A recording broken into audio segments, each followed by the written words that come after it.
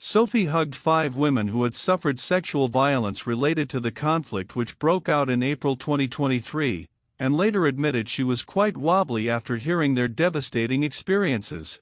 The Duchess was the first member of the royal family to make an official visit to Chad. She spent 3 days in the Central African country, including one at the border with Sudan. The 59-year-old said, "People are having to exchange food and water for sex, for rape.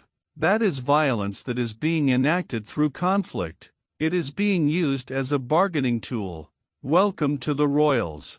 Please don't forget to subscribe and click the notification bell, so you don't miss any updates about the British royal family.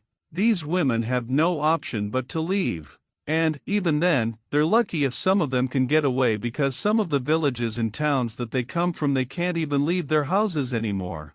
If they leave their houses, they get killed.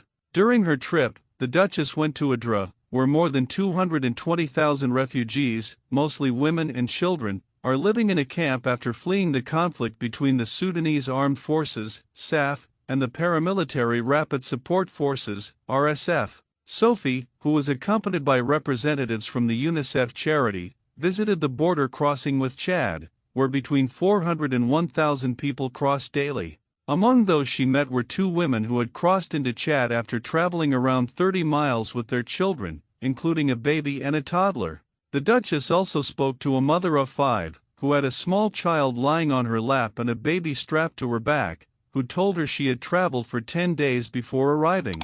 The woman, like many of the refugees, did not know where her husband was, and she had not seen him since fighting broke out. One of the women Sophie met said afterwards she had fled the city of Jiniana, in the West Darfur region of Sudan, after thousands of people were killed over several days. The woman said her family had been threatened with death and rape if they left their home, while her teenage son and brothers were among the men who were rounded up and taken away. She described seeing bodies piled up in the street like a wall. The Duchess, who arrived in Chad on Saturday and left on Monday, is a champion of the UN's Women, Peace and Security Agenda, WPS, and a supporter of the UK's Preventing Sexual Violence in Conflict Initiative, PSVI. Earlier this year, Sophie, who has 2 children, Lady Louise Windsor, 20, and 16-year-old James, the Earl of Wessex, with her husband the Duke of Edinburgh, became the first royal to visit Ukraine since the start of the Russian invasion. There she met President Volodymyr Zelensky and First Lady Olena Zelenska to discuss how to support survivors of conflict-related sexual violence.